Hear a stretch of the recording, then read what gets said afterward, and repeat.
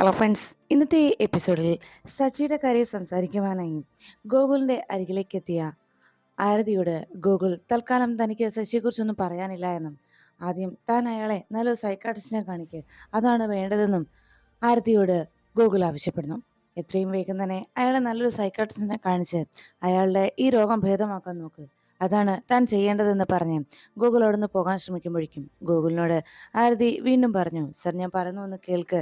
Sir അയാൾക്ക് ഒരു 10 minute സമയം കൊടുത്താൽ മതി, അയാൾക്ക് എന്താ പറയാനുള്ളതെന്ന് ഒന്ന് കേട്ടാൽ മതി എന്ന് പറഞ്ഞപ്പോൾ എനിക്ക് അയാളൊന്ന് കേൾക്കാനോ സംസാരിക്കാനോ ഇല്ല എന്നും ഇനി അയാളുടെ കാര്യം പറഞ്ഞു വന്നാൽ ചിലപ്പോൾ എനിക്ക് തന്നോട് മുഷിയേണ്ടി വരുമെന്ന് പറഞ്ഞ് ഗൂഗിൾ ദേഷ്യപ്പെട്ടുകൊണ്ട് ആരതിയുടെ അരികിൽ നിന്ന് പോകുന്നു. വണ്ടിയും എടുത്ത് ഗൂഗിൾ പോകുന്ന സമയത്ത് ആരതി ആ സത്യം വിളിച്ചു പറയാനായിട്ട് ശ്രമിച്ചു. സാർ, ആ സാറിനോട് ഞാൻ പറഞ്ഞു ഒന്ന് കേൾക്ക്. സജിയുടെ ഭാര്യ 10 വർഷമായി അയാള് കാണാതിരിക്കുകയായിരുന്നു. അയാളുടെ ഭാര്യയെ സാറിൻ്റെ എന്ന് പറഞ്ഞപ്പോഴേക്കും ഗൂഗിൾ വണ്ടിയുടെ ഗ്ലാസ് കയറ്റി അവിടുന്ന് പോയി കഴിഞ്ഞിരുന്നു.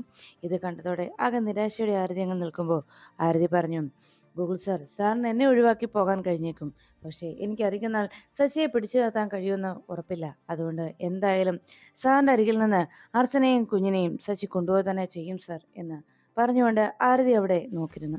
ഗൂഗിൾ ഇതൊന്നും അറിയാതെ വേഗം തൻ്റെ വണ്ടിയും എടുത്ത് അർച്ചനയ്ക്കരികിലേക്ക് പുറപ്പെട്ടത്.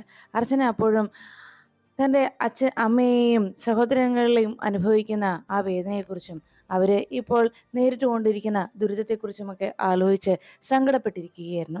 ഇത്രയും നാൾ താൻ അവരുടെ അരികിൽ നിന്ന് മാറി നിന്നിരുന്നുവെങ്കിലും ഇപ്പോൾ അവർ അനുഭവിക്കുന്ന ആ വേദന നേരിൽ കണ്ടപ്പോൾ അവരെ ഒരു രീതിയിലും തനിക്ക് സഹിക്കാൻ കഴിയുന്നില്ലല്ലോ, തന്നെക്കുറിച്ച് ഓർത്ത് അവർ വല്ലാതെ വേദനിക്കുന്നുണ്ടല്ലോ, ഇത്രത്തോളം തകർന്ന ഒരവസ്ഥയിലാണല്ലോ തൻ്റെ കുടുംബം എന്നെല്ലാം ഓർത്തുകൊണ്ട് ആകെ സങ്കടത്തോടെ അർച്ചന അതിനെക്കുറിച്ച് ആലോചിച്ച് വിഷമിച്ച് അങ്ങനെ ഇരിക്കുമ്പോൾ അവിടെ വീട്ടിൽ വെച്ച് കണ്ട ഓരോ രംഗങ്ങളും അർച്ചനയുടെ മനസ്സിലൂടെ കടന്നു പോകുമ്പോഴാണ് ഗൂഗിൾ റൂമിലേക്ക് കയറി വന്നത്. ഗൂഗിൾ അരികിലേക്ക് വന്നതും എന്താണ് താൻ ആലോചിക്കുന്നതെന്ന് ചോദിച്ചു. ഒന്നുമില്ല ഗൂഗിൾ എന്ന് പറഞ്ഞ് അർച്ചന പോകാൻ തുടങ്ങുമ്പോഴേക്കും ഗൂഗിൾ പറഞ്ഞു, അതെ, എല്ലാവരും എന്നെക്കുറിച്ച് ചില അഭിപ്രായങ്ങൾ പറയാറുണ്ട്. ഞാൻ ആകെ ഒരു പരുക്കൻ വക്കീലാണെന്നും ആരോടും എനിക്ക് യാതൊരു സ്നേഹവുമില്ല എന്നും ആരോടും ഞാൻ സ്നേഹം പ്രകടിപ്പിക്കാറില്ലെന്നും എല്ലാ സത്യങ്ങളും ഞാൻ വെട്ടിത്തുറന്ന് പറയുമെന്നും അങ്ങനെയൊക്കെയാണ് എന്നെക്കുറിച്ച് പലരും പറയാറുള്ളത്. എന്താണ് തൻ്റെ അഭിപ്രായം എന്ന് ചോദിച്ചപ്പോഴേക്കും അർച്ചന പറഞ്ഞു, ഗൂഗിളിനെ കുറിച്ചുള്ള അഭിപ്രായമോ, അതെന്താ അങ്ങനെ ചോദിക്കുന്നത് എന്ന് അന്വേഷിച്ചപ്പോൾ ഉടനെ ഗൂഗിൾ പറഞ്ഞു, സമൃദ്ധ, എന്തായാലും താനിപ്പോൾ 8-10 വർഷമായില്ലേ എൻ്റെ കൂടെ ജീവിക്കാൻ തുടങ്ങിയിട്ട്, തനിക്ക് എന്നെക്കുറിച്ചുള്ള അഭിപ്രായം എന്താണെന്ന് എനിക്കൊന്ന് അറിയണം, അതൊന്ന് താൻ ആദ്യം പറ എന്നറിയിച്ചപ്പോൾ അർച്ചന പറഞ്ഞു, ഗൂഗിളിനെ കുറിച്ച് എന്ത് അഭിപ്രായം പറയാനാണ്, ഗൂഗിൾ നല്ല ജെന്യുവൻ ആയിട്ടുള്ള ഒരാളാണ്, വളരെ റിലയബിളാണ്, എല്ലാവരോടും സത്യസന്ധമായി പെരുമാറുന്ന ആളാണ്, ഗൂഗിളിനെ കുറിച്ച് നല്ലതേ പറയാനുള്ളൂ എന്ന് പറഞ്ഞപ്പോൾ ഇതെല്ലാം കേട്ടതോടെ അർച്ചന അങ്ങനെ പറയുന്നത് കേട്ട് ഗൂഗിൾ അതിശയത്തോടെ ചോദിച്ചു, അത് ശരി, അപ്പോൾ ഇത്രയും നല്ല അഭിപ്രായം എന്നെക്കുറിച്ച് ഉണ്ടായിരുന്നു അല്ലേ, എന്നിട്ടുണ്ടാ ഇത്രയും നാളായിട്ട് എന്നോട് പറയാതിരുന്നത് എന്ന് ചോദിച്ചപ്പോഴേക്കും അർച്ചന പറഞ്ഞു, അതങ്ങനെ എപ്പോഴും പറഞ്ഞു നടക്കേണ്ട ഒന്നല്ലല്ലോ ഗൂഗിൾ എന്ന് ചോദിച്ചപ്പോഴേക്കും എന്നാൽ ശരി, ഞാനേ ഇന്ന് തനിക്കായിട്ട് ഒരു ഗിഫ്റ്റ് കൊണ്ടുവന്നിട്ടുണ്ട് ദാ എന്ന് പറഞ്ഞ് അർച്ചനയ്ക്ക് നേരെ ആ ഗിഫ്റ്റ് ബോക്സ് നീട്ടുകയാണ് ഗൂഗിൾ. അത് കണ്ടതോടെ അർച്ചന ആകെ സംശയിച്ച് നോക്കി, അല്ല ഇതെന്തിനാ ഗൂഗിൾ എന്ന് ചോദിച്ചപ്പോഴേക്കും ഇതെന്താ എന്നിങ്ങനെ അന്വേഷിച്ചു. ഉടനെ ഗൂഗിൾ പറഞ്ഞു, താനൊന്ന് തുറന്നു നോക്ക്, അല്ലെങ്കിൽ വേണ്ട ഞാൻ തന്നെ തുറന്നു കാണിക്കാം എന്ന് പറഞ്ഞ് ഗൂഗിൾ വേഗം ആ ബോക്സ് തുറന്നു. എന്നിട്ട് അതിൽ നിന്ന് ആ താൻ വാങ്ങിച്ചുകൊണ്ട് വന്ന ആ ഗിഫ്റ്റ് ബോക്സ് തുറന്ന് അതിലുണ്ടായിരുന്ന ആ പുതപ്പ് കയ്യിലെടുത്തു. എന്നിട്ട് അത് പതിയെ ആ ഷോള് പതിയെ അർച്ചനയെ പുതപ്പിച്ചു. ഇത് കണ്ടതോടെ വളരെ അതിശയത്തോടെ അർച്ചന നോക്കുകയാണ്. ഉടനെ ഗൂഗിളിനോട് അർച്ചന ചോദിച്ചു, അല്ല ഇതെന്താ ഗൂഗിൾ, ഇപ്പോൾ വേനൽക്കാലമല്ലേ, ഈ ചൂടത്ത് ഇതെന്തിനാ എനിക്ക് പൊതിക്കാൻ എന്ന് ചോദിച്ചപ്പോഴേക്കും ഗൂഗിൾ പറഞ്ഞു, എടോ വേനൽക്കാലം തീരാറായല്ലോ, ഉടനെ തന്നെ മഞ്ഞുകാലം എത്തുകയും ചെയ്യും, അപ്പോൾ ആ തണുപ്പ് കാലത്ത് തനിക്കിത് ആവശ്യമാണ്. അത് കേട്ടതും അർച്ചനയെ അതിശയത്തോടെ ഗൂഗിളിനെ നോക്കി. എടോ തനിക്ക് മറ്റൊരു കാര്യം കൂടി ഞാൻ കാണിച്ചു തരാം, ദാ ഇത് നോക്കിക്കേ എന്ന് പറഞ്ഞ് ഗൂഗിൾ തൻ്റെ കയ്യിലിരിക്കുന്ന ആ ടൂറിസ്റ്റ് പ്ലേസിൻ്റെ ഓരോ ഷീറ്റ് പേപ്പേഴ്സും അർച്ചനയെ കാണിച്ചു. എന്നിട്ട് ചോദിച്ചു, എടോ ഇതിലേതാടോ തനിക്ക് ഇഷ്ടപ്പെട്ടത് എന്ന് ചോദിച്ചു. ഇനി നമ്മൾ യാത്ര പുറപ്പെടാൻ പോകുന്ന സ്ഥലം, ഈ ആ തണുപ്പ് കാലം നമ്മളൊന്ന് ആഘോഷിക്കാൻ പോവുകയാണെന്നും നല്ലൊരു ജീവിതം ഇനി നമുക്കിടയിൽ ഇനിയും നമ്മൾ ഇങ്ങനെ കളഞ്ഞു നിർത്തുന്നത് ശരിയല്ല, അതുകൊണ്ട് എത്രയും വേഗം നമുക്കിടയിൽ ഒരു ജീവിതം നമുക്ക് തുടങ്ങണമെന്നും ഗൂഗിൾ അർച്ചനയോട് അറിയിച്ചു. അതുകൊണ്ട് താൻ ഇതിലേതാണ് തനിക്ക് ഇഷ്ടപ്പെട്ട പ്ലേസ് എന്ന് ഒന്ന് സെലക്ട് ചെയ്യാനായിട്ട് ഗൂഗിൾ അർച്ചനയുടെ കൈകളിലേക്ക് ആ തൻ്റെ കയ്യിലിരുന്ന ആ ഷീറ്റ് ഏൽപ്പിച്ചു. എന്നിട്ട് അത് നോക്കിയതും അർച്ചന അതിൽ ഇങ്ങനെ എല്ലാം ഇങ്ങനെ നോക്കിയിട്ട് സംശയിച്ച് ഗൂഗിളിനെ നോക്കുമ്പോൾ ഗൂഗിൾ പറഞ്ഞു, എടോ ഞാനിതിൽ എനിക്കിഷ്ടപ്പെട്ട ഒരു പ്ലേസ് ഞാൻ സെലക്ട് ചെയ്തിട്ടുണ്ട്. അവിടേക്കാണ് നമ്മൾ പോകുന്നത്. നമ്മൾ രണ്ടുപേരും മാത്രം ഒരു ട്രിപ്പ് പോവുകയാണ്. ഇത്രയും നാളായിട്ടും അങ്ങനെയൊന്നും പോയിട്ടില്ലല്ലോ. അതുകൊണ്ട് ഇനി ഒരു ട്രിപ്പ് ഞാൻ പ്ലാൻ ചെയ്തിരിക്കുന്നു. നമ്മൾ രണ്ടുപേരും മാത്രമായിട്ട് അവിടേക്ക് പോകാനായിട്ടാണ് ഞാൻ ഈ ഒരു ബ്ലാങ്കറ്റ് എടുത്തത്. അങ്ങനെ ആ ട്രിപ്പ് നമ്മൾ പുറപ്പെടുമ്പോൾ അത് ആ സമയത്ത് തനിക്ക് എന്തുകൊണ്ടും ഇത് ഉപകരിക്കും. അതിനാണ് ഈ ഒരു ബ്ലാങ്കറ്റ് എന്ന് പറഞ്ഞപ്പോൾ അർച്ചന ആകെ ഞെട്ടലോടെ ഗൂഗിളിനെ നോക്കി. ഈശ്വര, ഈ ഗൂഗിൾ ഇനി എന്തൊക്കെയാ ചെയ്തു കൂട്ടുന്നത്? ഗൂഗിള് ഒരു പുതിയൊരു ജീവിതം തുടങ്ങാനായിട്ട് ആഗ്രഹിച്ചിരിക്കുകയാണല്ലോ. ഈ അവസ്ഥയിൽ ഞാൻ എങ്ങനെയാണ് ഗൂഗിളിനോട് എനിക്ക് ഓർമ്മകൾ തിരിച്ചു കിട്ടിയെന്നും സച്ചിനാണ് എൻ്റെ ഹസ്ബൻഡ് എന്നുള്ള കാര്യം പറയുക എന്നോർത്ത് അർച്ചന ആകെ ടെൻഷനിലിരുന്നു. ഉടനെ ഗൂഗിൾ ചോദിച്ചു, എടോ താനും ഇങ്ങനൊരു യാത്ര ആഗ്രഹിച്ചതല്ലേ എന്ന് അന്വേഷിച്ചപ്പോഴേക്കും തനിക്ക് ഇഷ്ടമായില്ലേ? ഞാൻ കാശ്മീരിൽ പോകാനാണ് തീരുമാനിച്ചിരിക്കുന്നത്. നമുക്കൊന്നിച്ച് അവിടുത്തെ ദാൽ തടാകത്തിലൂടെ അങ്ങനെ സവാരി ചെയ്യണം. അവിടുത്തെ തണുപ്പ് നമുക്ക് ആസ്വദിക്കണം. ഈ ഈ ഭൂമിയിലെ സ്വർഗമെന്ന് അറിയപ്പെടുന്നത് കാശ്മീരാണെന്ന് കേട്ടിട്ടില്ലേ? അതുകൊണ്ട് തന്നെ അവിടേക്ക് തന്നെ കൊണ്ടുപോകണമെന്നാണ് എൻ്റെ ആഗ്രഹമെന്ന് ഗൂഗിൾ അറിയിക്കുമ്പോൾ അർച്ചന ഒരു ചിരിയോടെ ഗൂഗിളിനെ നോക്കി. ഉടനെ ഗൂഗിൾ ചോദിച്ചു, തനിക്ക് ഇഷ്ടമാണല്ലോ അല്ലേ എന്ന് ചോദിച്ചപ്പോഴേക്കും അതെ, എനിക്ക് ഇഷ്ടക്കുറവൊന്നുമില്ല എന്നതായിരുന്നു അർച്ചനയുടെ മറുപടി. ഉടനെ ഗൂഗിൾ വളരെ സന്തോഷത്തോടെ ആ തൻ്റെ കയ്യിൽ കിട്ടിയ ആ ബോക്സും മറ്റുമൊക്കെ അർച്ചനയെ ഏൽപ്പിച്ച് ഗൂഗിൾ അങ്ങനെ അർച്ചനയെ തന്നെ നോക്കി നിൽക്കുമ്പോൾ അർച്ചന പറഞ്ഞു, ഞാൻ ഗൂഗിളിന് ചായ എടുത്തിട്ട് വരാം, ഗൂഗിൾ ഒന്ന് ഫ്രഷ് ആയിട്ട് വാ എന്ന് പറഞ്ഞ് വേഗം ആ ബ്ലാങ്കറ്റ് നേരെ ബെഡിലേക്ക് ഇട്ടിട്ട് അർച്ചന അവിടെ നിന്ന് പോന്നു. ഗൂഗിൾ അതെല്ലാം എടുത്ത് അടുക്കി ഭദ്രമായി വെക്കുമ്പോൾ അർച്ചനയെക്കുറിച്ച് തന്നെ ചിന്തിച്ച് അതെല്ലാം എടുത്ത് വെക്കുകയായിരുന്നു. ഈ സമയത്താണ് സച്ചിയും ആരതി വർമ്മയോടൊപ്പം റെസ്റ്റോറൻറ്റിലേക്ക് എത്തിയത്. അവിടെ ആകെ ടെൻഷനോടെ സച്ചി അങ്ങനെ ഇരിക്കുമ്പോൾ ആരതി ചോദിച്ചു, എന്താ സച്ചി? സച്ചി എന്നൊന്നും മിണ്ടാത്തത്? അപ്പോഴേക്കും സച്ചിയുടെ ഫോണിലേക്ക് അമ്മയുടെ കോള് വന്നു. ഉടനെ സച്ചി കോൾ എടുക്കാതെ അങ്ങനെ നോക്കിയിരിക്കുന്നത് കണ്ടപ്പോൾ ആരതി ചോദിച്ചു, എന്താ സച്ചി, കോൾ എടുക്ക്, അമ്മയല്ലേ വിളിക്കുന്നത്? സച്ചി കോൾ എടുക്കാതിരുന്നാൽ എങ്ങനെയാ എന്ന് ചോദിച്ചപ്പോഴേക്കും വേണ്ട വെക്കല്ലേ, കോൾ എടുത്തിട്ട് എന്ത് പറയാനാണ്, അതുകൊണ്ട് തൽക്കാലം കോൾ എടുക്കുന്നില്ല എന്നായിരുന്നു സച്ചിയുടെ മറുപടി. ഉടനെ ആരതി ചോദിച്ചു, സച്ചി എന്തിനാ ഇങ്ങനെയൊക്കെ ഒരു തീരുമാനം എടുക്കുന്നത്? എന്താ സച്ചിക്ക് പറ്റിയത് അത് പറ എന്ന് പറഞ്ഞപ്പോഴേക്കും സച്ചി പറഞ്ഞു, അതെ അമ്മ വിളിക്കുന്നത് എന്തിനാണെന്ന് എനിക്കറിയാം. ആ പാവങ്ങളോട് ഞാൻ എന്ത് പറയാനാണ്? ഇന്ന് വാടക പൈസ കൊടുക്കാമെന്ന് പറഞ്ഞിട്ടാണ് ഞാൻ പോകുന്നത്. എങ്ങനെയും അത് സ്വരുക്കൂട്ടി കൊടുക്കാമെന്ന് ഞാൻ ഉറപ്പ് കൊടുത്തിരുന്നു. പക്ഷേ ഞാൻ ചോദിച്ചിടത്തുനിന്നെങ്ങും പണം കിട്ടിയില്ല വക്കീലെ. ഇങ്ങനെയൊരു സന്ദർഭത്തിൽ സാധാരണ എന്നെ സഹായിക്കാറുള്ളത് ബിച്ചുകുട്ടനാണ്. ഇന്ന് ബിച്ചുകുട്ടൻ്റെ കയ്യിലും പണമില്ലാതെ പോയി. അത് കേട്ടതോടെ ആരതി പറഞ്ഞു, അത് ശരി, അപ്പോൾ അതാണ് സച്ചിയുടെ പ്രോബ്ലം അല്ലേ? സച്ചി ഇവിടെയുള്ള എല്ലാവരുടെയും കയ്യിൽ നിന്ന് പണം അന്വേഷിച്ചിട്ടും സച്ചി എന്നോടൊരു വാക്ക് ചോദിച്ചില്ലല്ലോ. സച്ചിയുടെ എന്ത് കാര്യത്തിനും ഞാൻ ഒപ്പം നിൽക്കുന്ന ആളല്ലേ? സച്ചിയുടെ എല്ലാ കാര്യത്തിനും കൂട്ടു നിൽക്കുന്ന ആളല്ലേ ഞാൻ? എന്നിട്ടും ഒരു വാക്ക് സച്ചി എന്നോട് ചോദിക്കാതിരുന്നത് കഷ്ടമായിപ്പോയി. സച്ചിക്ക് അപ്പം അത്രേ ഉള്ളൂ എന്നോടുള്ള ബന്ധവും സ്നേഹവും ഒക്കെ അല്ലേ? സച്ചി എന്നെ ഇപ്പോഴും ഒരു അന്യായിട്ടാണ് കാണുന്നതല്ലേ എന്നൊക്കെ ആരതി വിഷമത്തോടെ സച്ചിയോട് ചോദിച്ചു. സത്യത്തിൽ ഇപ്പോഴാണ് സച്ചി എനിക്ക് സച്ചിയോട് വല്ലാത്ത ദേഷ്യം തോന്നുന്നത് എന്ന് ആരതി ദേഷ്യത്തോടെ സച്ചിയോട് പറയുന്നു. സച്ചി ഇങ്ങനെ എന്നെ അകറ്റി നിർത്തുന്നത് എനിക്ക് വല്ലാത്ത വിഷമമുള്ള കാര്യമാണ്. എന്നെ ഇപ്പോഴും സച്ചി ഒരു സുഹൃത്തായിട്ട് കരുതുന്നില്ല. അതാണ് സച്ചി ഇങ്ങനെയൊക്കെ പെരുമാറുന്നത് എന്ന് പറഞ്ഞപ്പോൾ ഉടനെ സച്ചി പറഞ്ഞു, അയ്യോ വക്കീലെ, അങ്ങനെയൊന്നുമല്ല വക്കീലെ, എന്നെ തെറ്റിദ്ധരിക്കല്ലേ എന്ന് പറഞ്ഞപ്പോഴേക്കും വേഗം തൻ്റെ ബാഗ് തുറന്ന് അതിൽ നിന്ന് കുറച്ച് നോട്ട് എടുത്ത് അത് സച്ചിക്ക് നേരെ ആരതി നീട്ടി. സച്ചി, ഇത് കൊണ്ടുപോയി അമ്മയുടെ കയ്യിൽ കൊടുക്കുക, ഇത് വാടക പൈസയാണ് എന്ന് പറഞ്ഞു. അത് കേട്ടതും സച്ചി പറഞ്ഞു, വേണ്ട വക്കീലെ, അത് ശരിയാവില്ല എന്ന് പറഞ്ഞപ്പോൾ വീണ്ടും ആരതി പറഞ്ഞു, സച്ചി ഇങ്ങനൊരു ദുരഭിമാനം കാണിക്കേണ്ടത് ഇത്തരം സാഹചര്യങ്ങളിലൊന്നുമല്ല. അതുകൊണ്ട് തൽക്കാലം സച്ചി ഈ പണം മേടിച്ചുകൊണ്ട് പോകും, ഇത് ഞാൻ ഫ്രീ ആയി തരുന്നൊന്നുമല്ല എന്ന് പറഞ്ഞപ്പോൾ സച്ചി പറഞ്ഞു, അല്ല വക്കീലെ, വക്കീൽ ഫീസ് പോലും എനിക്ക് ശരിക്കും തരാൻ കഴിയുന്നില്ല. അപ്പോൾ പിന്നെ ഇങ്ങനെ ഒരു അവസ്ഥയിൽ വക്കീലിൻ്റെ കയ്യിൽ നിന്ന് ഞാൻ ഈ പണം കൂടി കൈപ്പറ്റിയാൽ എന്ന് ചോദിച്ചപ്പോഴേക്കും ആരതി പറഞ്ഞു, അതിനെന്താ സച്ചി, ഇത് ഞാൻ വെറുതെ തരുന്നൊന്നുമല്ലല്ലോ. സച്ചിക്ക് കേസൊക്കെ ജയിച്ച് സച്ചിയുടെ സ്വത്തുക്കളൊക്കെ തിരിച്ചു കിട്ടിക്കഴിയുമ്പോൾ സച്ചി എനിക്ക് ഇതിൻ്റെ കൂടി പണം കൂട്ടി തന്നാൽ മതി. എൻ്റെ വക്കീൽ ഫീസിൻ്റെ കൂടെ ഈ പണം കൂടി കൂട്ടിത്തരണം. എന്താ അത് സച്ചിക്ക് പറ്റില്ലേ എന്ന് ചോദിച്ചപ്പോഴേക്കും സച്ചി വളരെ അതിശയത്തോടെ ആരതിയെ നോക്കി. ഉടനെ ആരതി സച്ചിയുടെ കയ്യിലേക്ക് ആ പണം വെച്ചു കൊടുത്തു. എന്നിട്ട് പറഞ്ഞു, സച്ചി, ഇനി കൂടുതലൊന്നും ആലോചിക്കണ്ട. ഈ പണവുമായിട്ട് നേരെ അമ്മയുടെ അരികിലേക്ക് ചെല്ലുക, പണം കൊടുക്കുക, വേറൊന്നും സച്ചി ചിന്തിക്കണ്ട എന്ന് പറഞ്ഞ് സച്ചിയുടെ കയ്യിൽ ആ പണം ഏൽപ്പിച്ചു. അപ്പോഴേക്കും സച്ചി ആകെ വിഷമത്തോടെ അതും പിടിച്ചിരിക്കുമ്പോൾ ആരതി ചോദിച്ചു, എന്നാ ഇനി നമുക്ക് വേഗം ഫുഡ് ഓർഡർ ചെയ്താലോ എന്ന് ചോദിച്ചപ്പോഴേക്കും സച്ചി ഒന്നും മിണ്ടാതെ അങ്ങനെ ഇരിക്കുകയാണ്. അത് കണ്ടതോടെ സച്ചിയോട് ചോദിച്ചു, അത് ശരി, അപ്പോൾ ഫുഡ് ഓർഡർ ചെയ്യാന്ന് പറഞ്ഞിട്ടും സച്ചിക്ക് ഒരു മാറ്റവും ഇല്ലല്ലേ?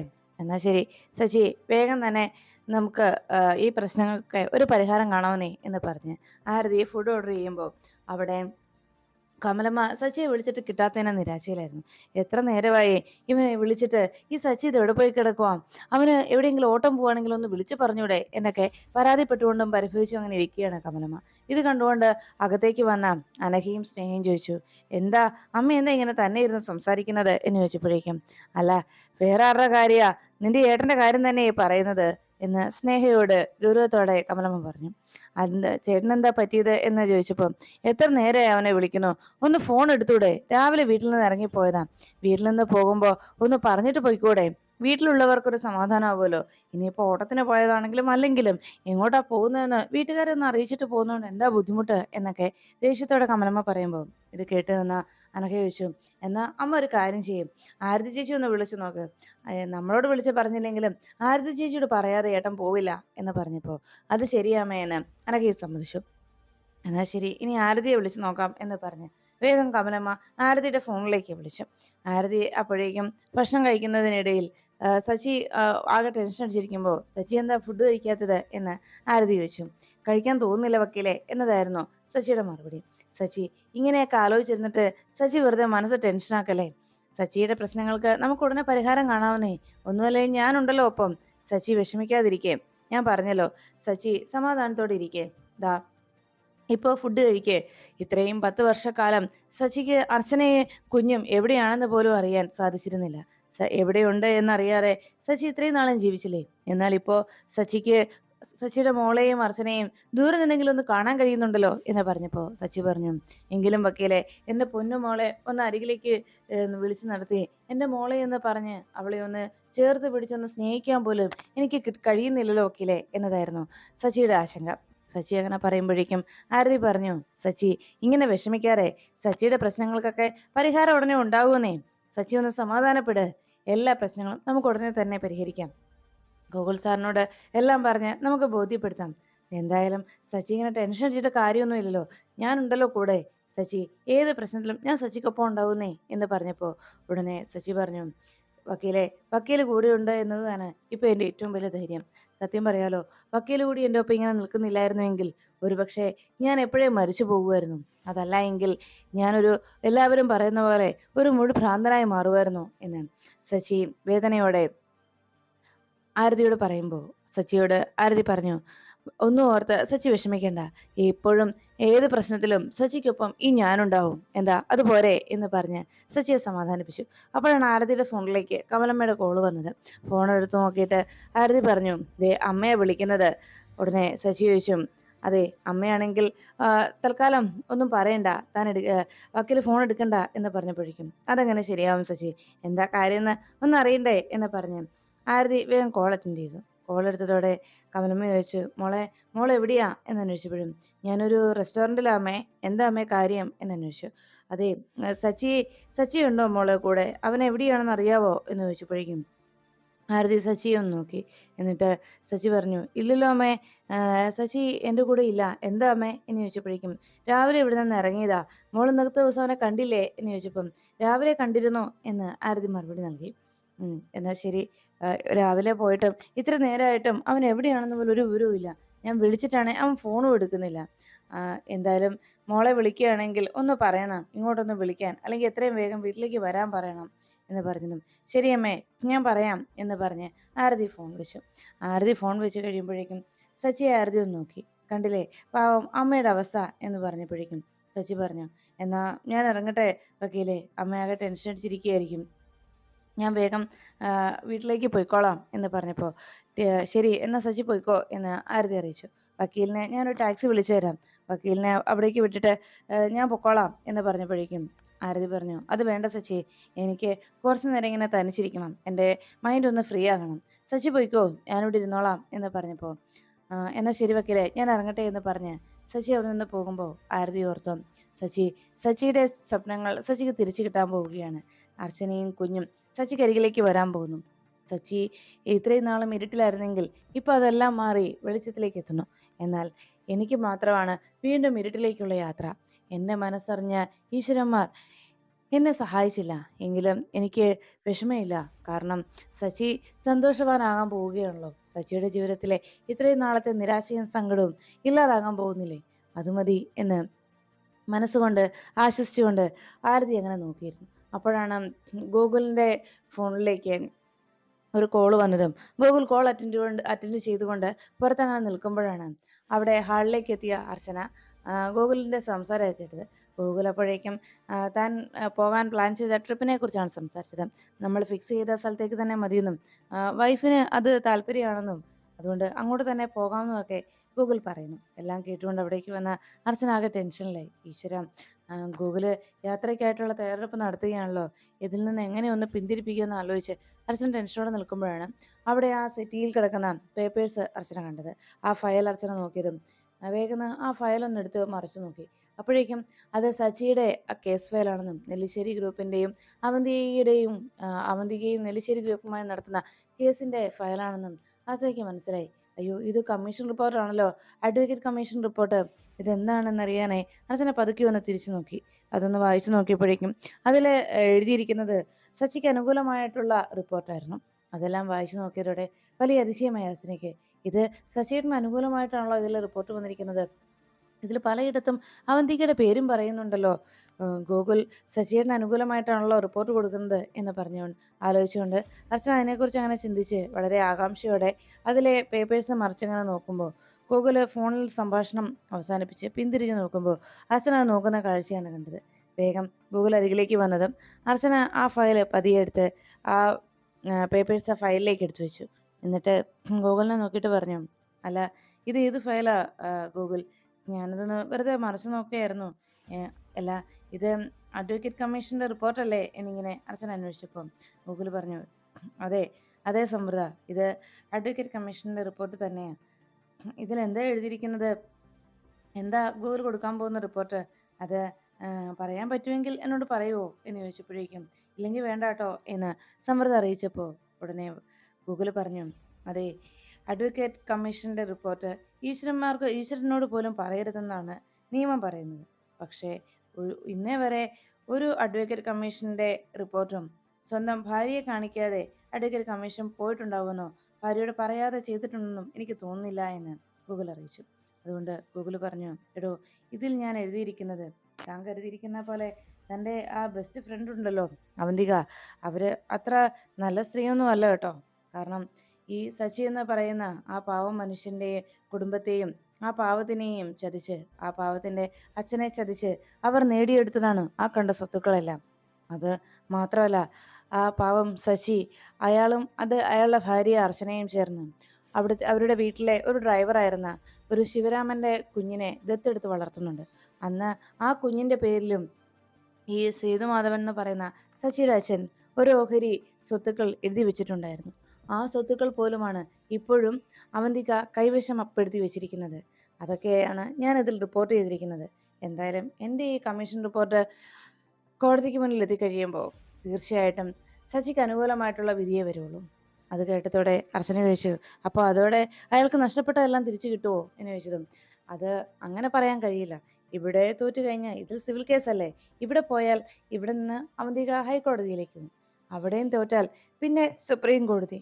അതാണ് അവന്തികയുടെ നീക്കം. പക്ഷേ എവിടെ പോയാലും ശരി, കോടതിയിൽ നിന്ന് വരുന്ന ഉത്തരവ് എൻ്റെ ഈ റിപ്പോർട്ടിൻ്റെ അടിസ്ഥാനത്തിലായിരിക്കും. അത് തീർച്ചയാണ്. അതുകൊണ്ട് കുറച്ച് കാലതാമസം എടുത്താലും സച്ചിക്ക് നഷ്ടപ്പെട്ടതെല്ലാം തിരിച്ചു കിട്ടും എന്ന് പറഞ്ഞപ്പോൾ അത് കേട്ടതോടെ അർച്ചന മനസ്സിൽ പറഞ്ഞു, സച്ചിയേട്ടന് നഷ്ടപ്പെട്ട സ്വത്തുക്കൾ മാത്രമല്ല ഗൂഗിൾ, സച്ചിയേട്ടന് നഷ്ടപ്പെട്ട അർച്ചനയെയും സച്ചിയേട്ടന് തിരിച്ചു കിട്ടും. അതാണ് ഗൂഗിളിനോട് എനിക്ക് പറയാൻ കഴിയാതെ പോകുന്നത് എന്ന് അർച്ചന വേദനയോടെ ഗൂഗിളിനെ നോക്കി അതിനെക്കുറിച്ച് അങ്ങനെ ചിന്തിച്ചിരിക്കുമ്പോൾ ഗൂഗിൾ ചോദിച്ചു, എന്താ താൻ ആലോചിക്കുന്നത്? ഒന്നുമില്ല, ഒടുവിൽ സത്യം തന്നെ വിജയിക്കുമല്ലോ എന്ന് ചിന്തിച്ചതാണെന്ന് അർച്ചന ഗൂഗിളിനോട് പറയുന്നു.